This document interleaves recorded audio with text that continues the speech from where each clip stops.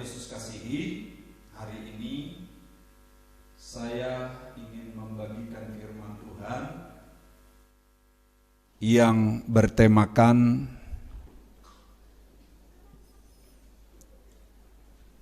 lalang di antara gandum. Mari kita buka firman Tuhan yang terambil dalam Matius 13 ayat 24 sampai ayat yang ke-30. Matius 13 ayat 24 sampai ayat yang ke-30. Saya membaca perikopnya. Bapak Ibu semua membaca ayat genap dan saya membaca ayat ganjil, dan ayat yang ke-30 kita akan bersama-sama. Saya mulai. Perumpamaan tentang lalang di antara gandum.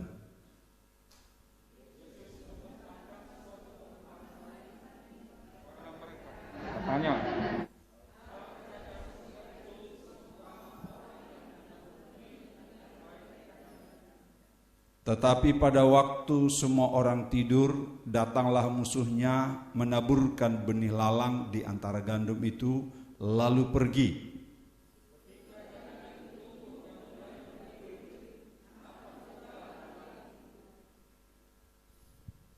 Maka datanglah hamba-hamba tuan ladang itu kepadanya dan berkata, "Tuan, bukankah benih baik yang Tuhan taburkan di ladang Tuhan? Dari manakah lalang itu?"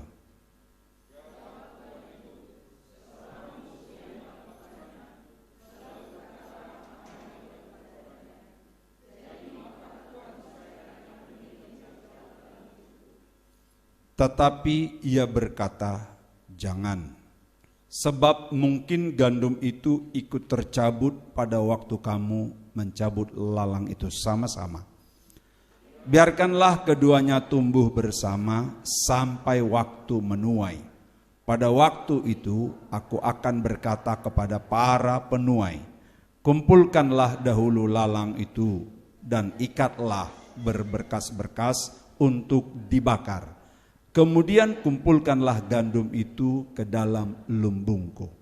Demikian firman Tuhan. Bapak Ibu Saudaraku, jika kita bertanya apa itu gandum, mungkin sebagian kita belum begitu familiar dengan gandum. Gandum adalah makanan pokok di daerah Eropa.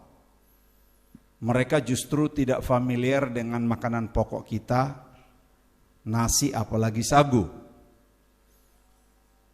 Tetapi dapat gambaranlah kita kalau di sana disebut itu adalah gandum, berarti di sini kira-kira padi begitu. Tetapi apa yang dimaksud dengan lalang? Lalang nggak jauh beda. Lalang di sana juga mirip dengan lalang kita di sini. Nah, kira-kira gini, ini fotonya.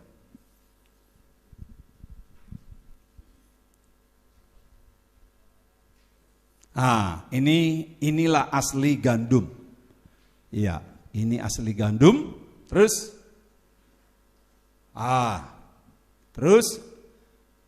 ya, ini apa ini? Semua kita mengenal. Terus ada satu lagi. Ini apa ini? Inilah yang kita makan sehari-hari. Tapi kalau kita zoom, dia lebih dekat. Di antara padi itu, di antara gandum itu ada lalang. Jadi bukan gandum di antara lalang, tetapi lalang bisa membedakan itu. Kalau lalang di antara gandum, banyakan yang mana? Lalang di antara gandum, banyakan yang mana? Ya, gandumnya yang banyak adalah satu-satu lalang. Tapi kalau gandum di antara lalang, banyakan mana? Lalang. Nah, ayat firman Tuhan ini berkata, atau cerita ini menceritakan bahwa ada lalang di antara gandum. Berarti lebih banyak sebenarnya gandumnya. Bapak Ibu Saudaraku yang Tuhan Yesus kasihi, secara kasat mata gandum dan lalang seperti tidak punya perbedaan. Jadi sepertinya. Kalau sejatinya tidak, hanya sepertinya.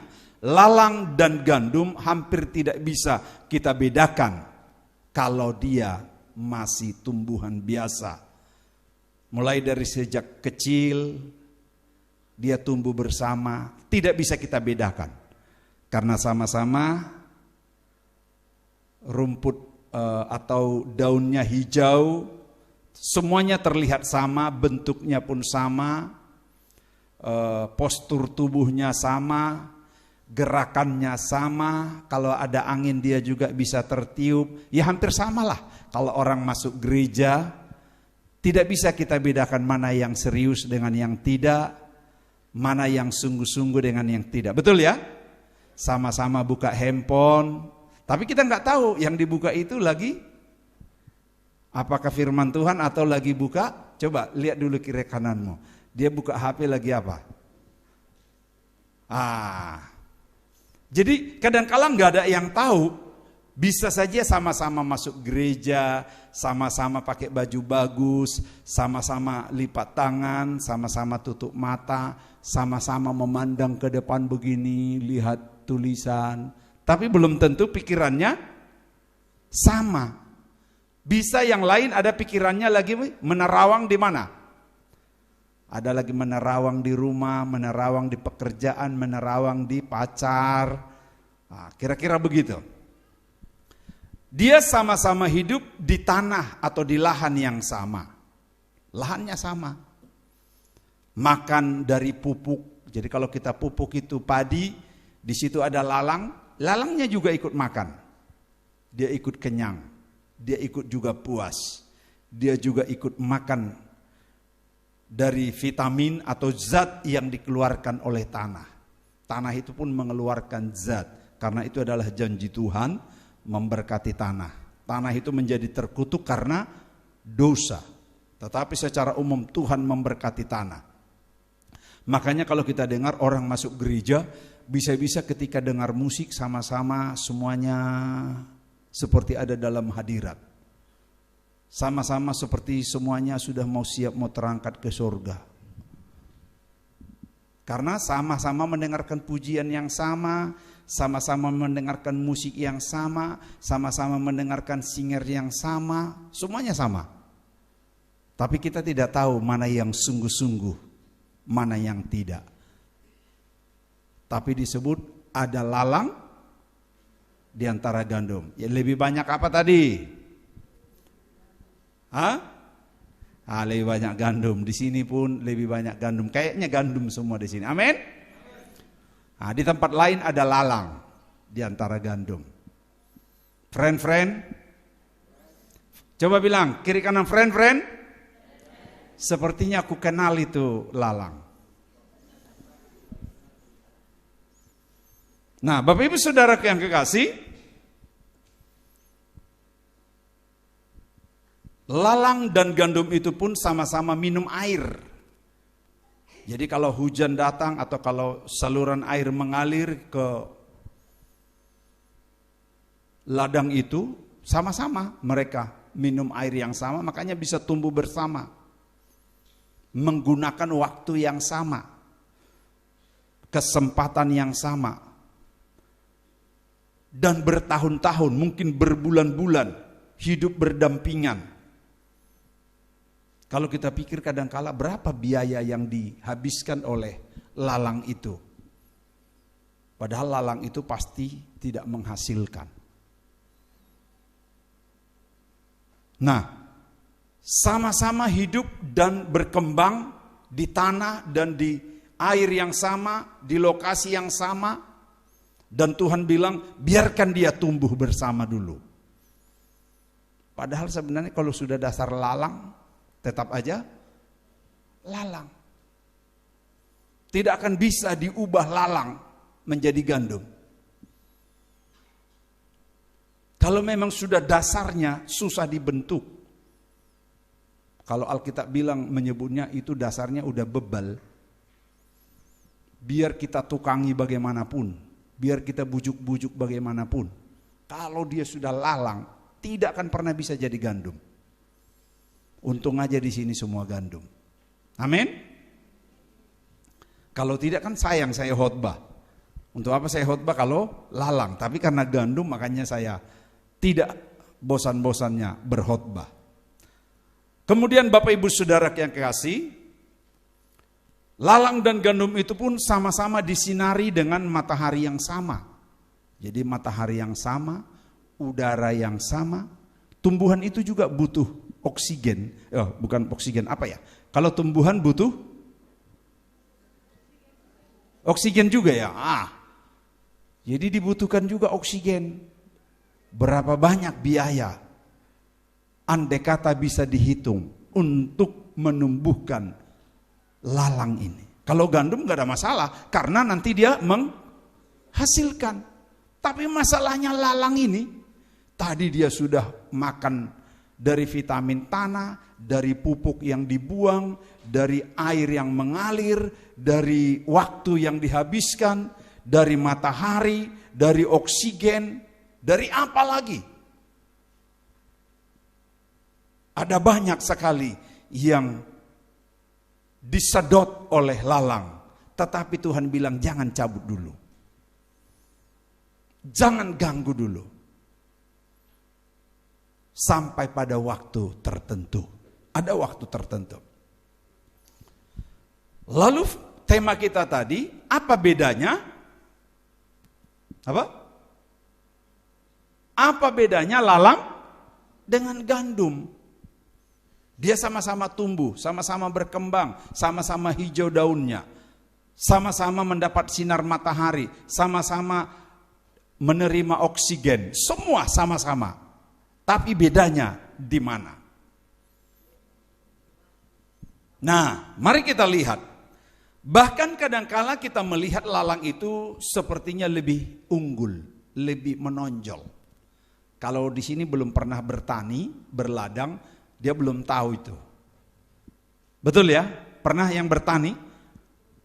Iya.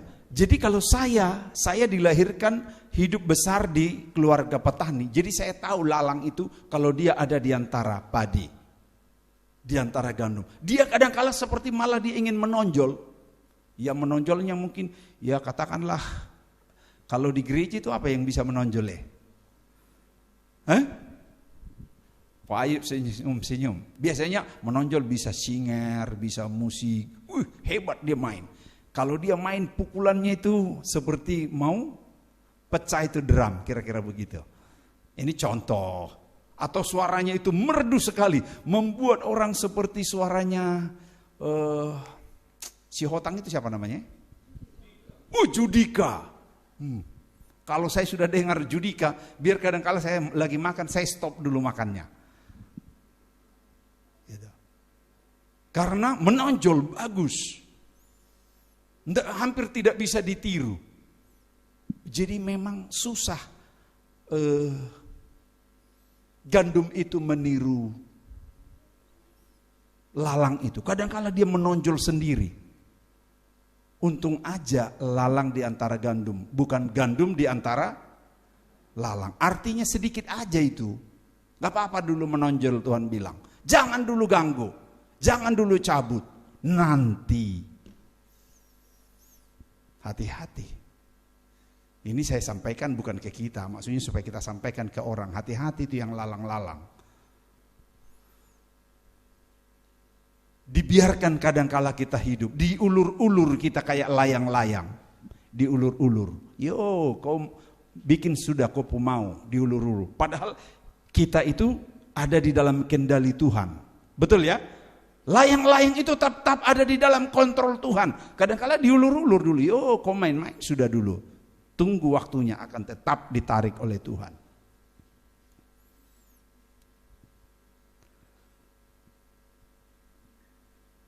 Bedanya di mana? Kadangkala dia terlihat menonjol, dia lebih tinggi dari gandum. Bahkan terlihat lebat dan hijau daunnya. Seperti lebih bagus terlihat. Namun hanya luarnya. Jadi hanya luarnya saja. Kalau bahasa umum bilang dia hanya lip service.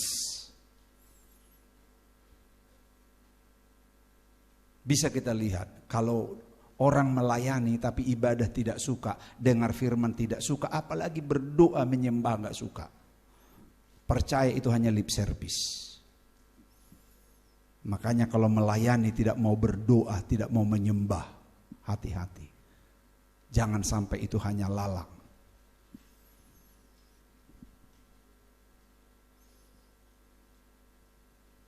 Hanya kelihatan daun. Terlihat daunnya bagus, indah, hijau. Luarnya. Tapi dalamnya kosong. Makanya kalau lihat, kalau padi itu begitu udah mulai berisi dia akan menunduk. Tapi kalau lalang itu, biar dia seperti mengeluarkan buah, tapi tetap tegak lurus. Makanya kalau dia lalang, ditegur dia nggak mau. Kalau ditegur pasti tersinggung. Betul ya? Tapi kalau dia gandum, ditegur, dia langsung minta ampun Pak, saya salah. Saya tidak mengulangi. Itu kalau gandum.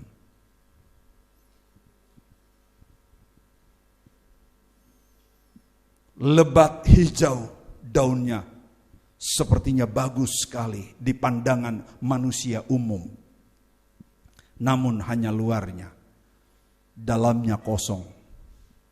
Terada yang bisa diharapkan, orang Papua bilang, terada yang bisa diharapkan dari lalang.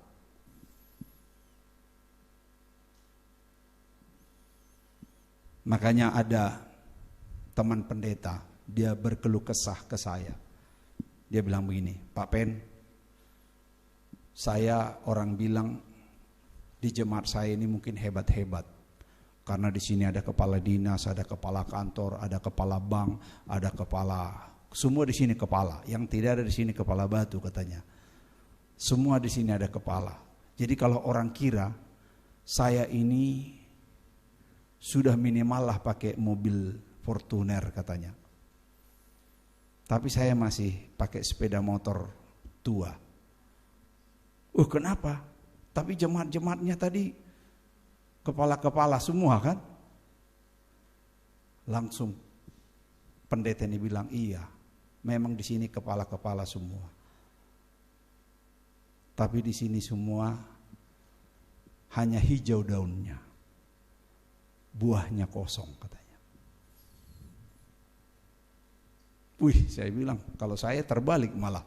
Jarang masih kepala-kepala di Naruwastu, tapi buahnya banyak. Friend, lalang atau gandum?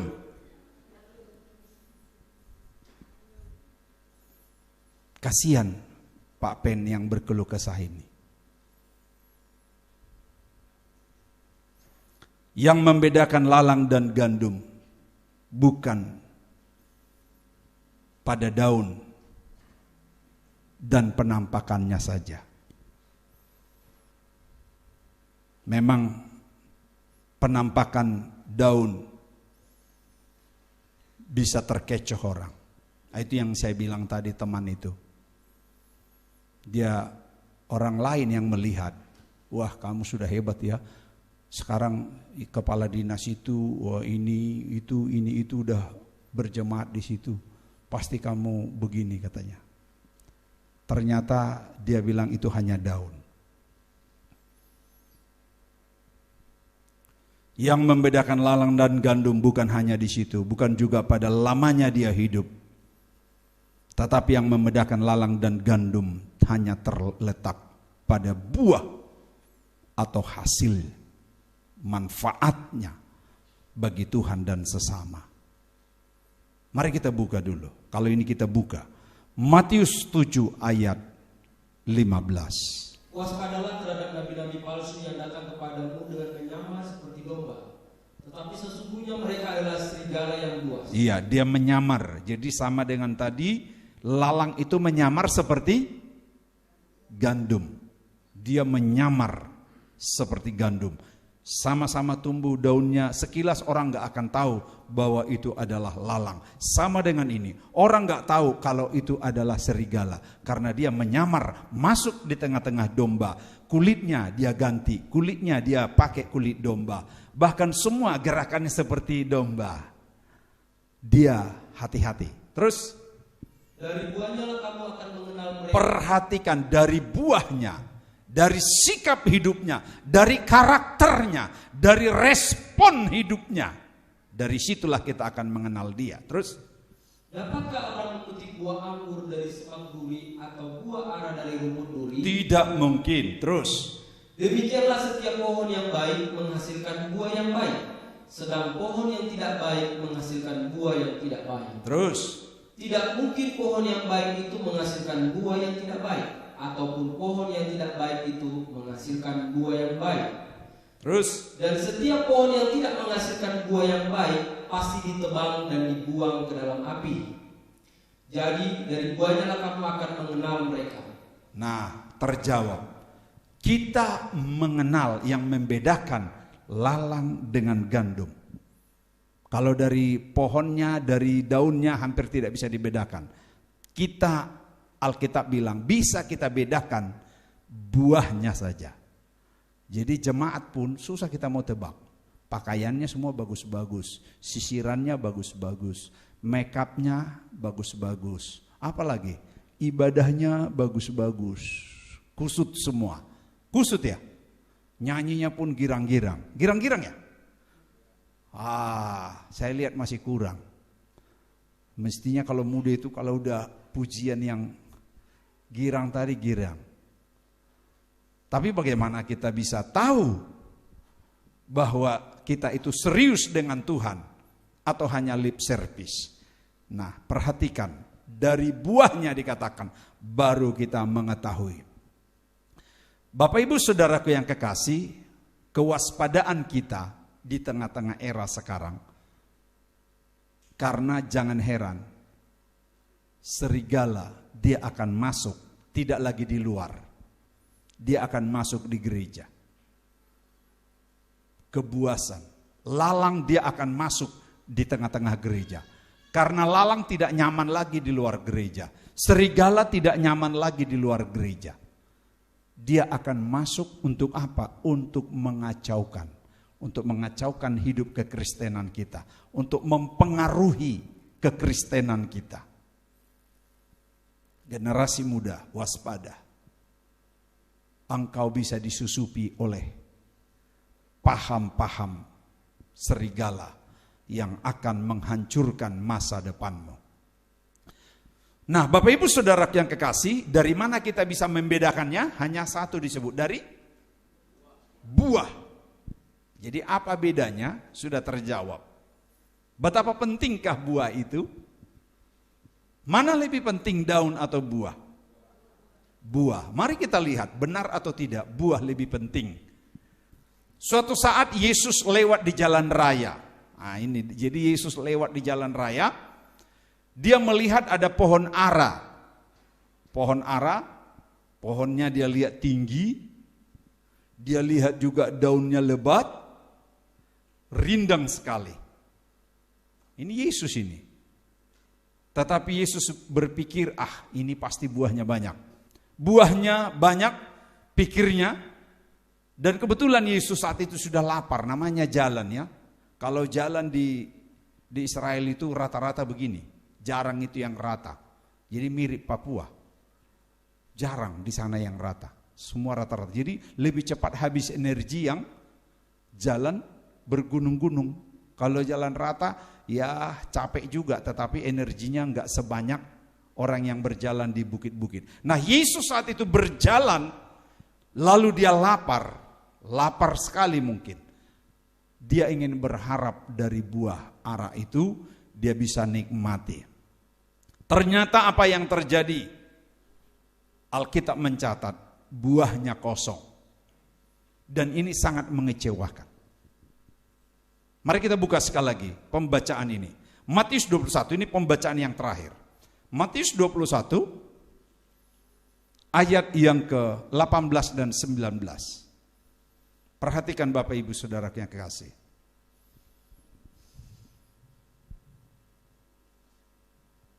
Ya, Matius 21 ayat 18 dan 19. Ayat 18. Pada pagi-pagi hari dalam perjalanannya kembali ke kota, Yesus merasa lapar. Dekat jalan ia melihat pohon ara lalu pergi ke situ.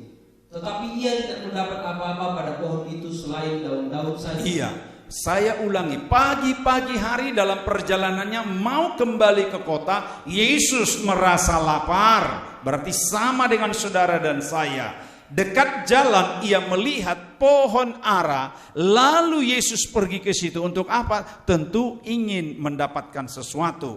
Tetapi ia tidak mendapat apa-apa pada pohon itu selain daun-daun saja. Jangan sampai kita Kristen hanya daun-daun saja.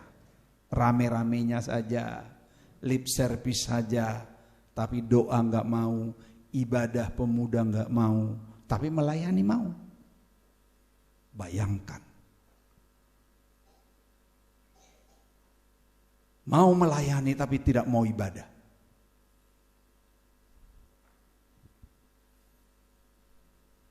Ini sampai Yesus nanti temukan apa yang terjadi terus. Katanya kepada pohon itu, engkau tidak akan berbuah lagi selama-lamanya. Dan seketika itu juga keringlah pohon ara itu. Bayangkan, jangan sampai Yesus kecewa dengan hidup kita.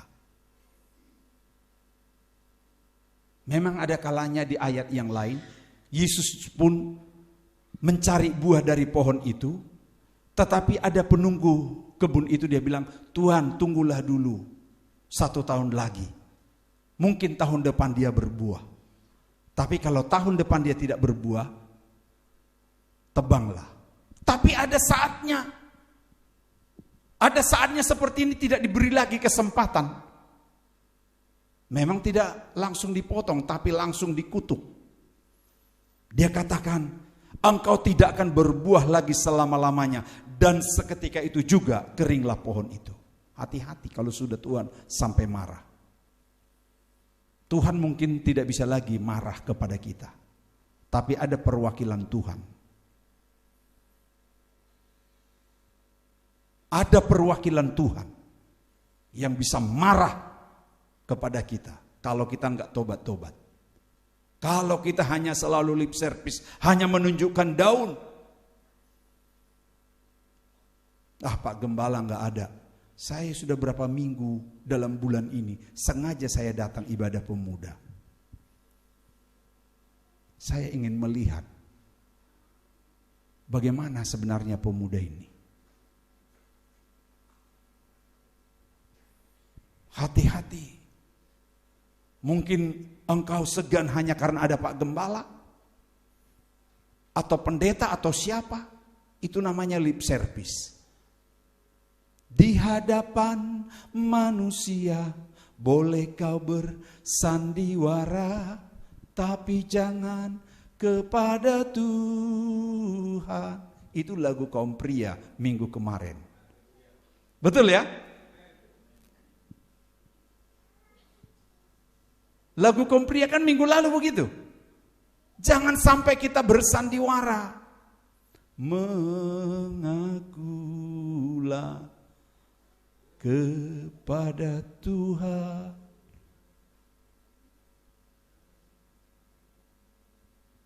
Jangan lagi. Tuhan bisa marah. Dan kalau Tuhan marah bukan main-main. Itu di sana. Kalau di sini Tuhan belum ada yang dimarahin. Karena semuanya kita gandum di sini. Amin. Semuanya kita bukan hanya daun-daunan di sini. Tapi kita semua di sini adalah orang-orang yang ingin memberi buah. Karena Tuhan tidak mencari daun. Dia mencari buah. Coba korek kiri kananmu. Friend. Coba korek dulu kiri kanan. Friend. Tuhan cari buah. Bukan daun. Daun ada banyak sekali disebutkan di sini. Daunnya banyak. Tapi Yesus tidak mencari daun, dia mencari buah.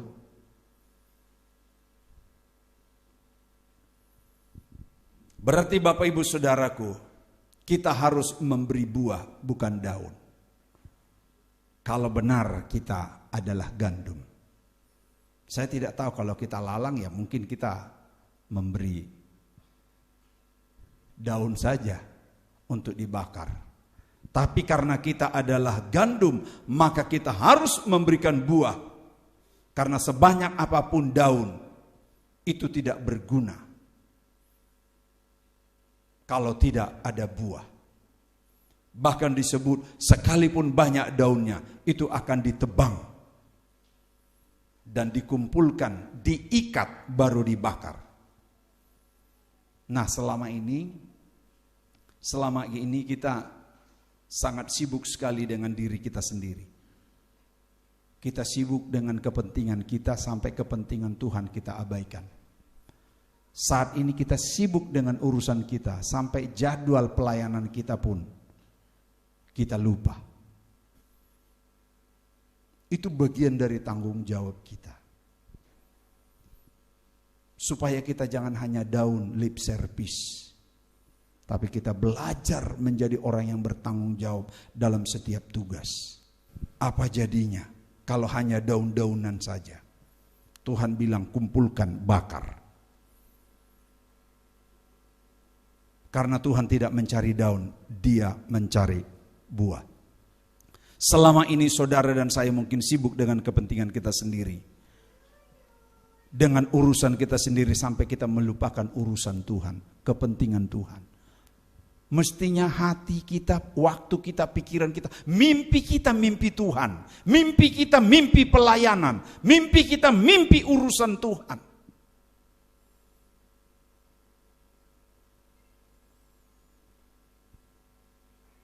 Tuhan sudah bilang, carilah dahulu kerajaan Allah. Bahasa lainnya, utamakanlah dulu kerajaan Allah. Maka semuanya akan ditambahkan. Kalau benar kita adalah gandum, mari mulai hari ini kita utamakan Tuhan. Jangan utamakan yang lain, lalu nomor 2 kan Tuhan. Nomor 1 Tuhan. Yang lain itu akan Tuhan selesaikan.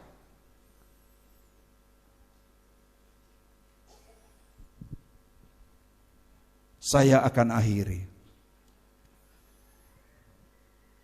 Bapak Ibu Saudaraku yang kekasih, Tuhan bilang masih ada kesempatan. Sebagai pertanda kita diberi kesempatan, kita belum dikutuk. Kita belum dihukum. Itu pertanda. Mari kita memberi buah. Kita ingin memberi buah dari apa yang bisa kita buat untuk kepentingan orang-orang di sekitar kita. Karena kita ini adalah gandum.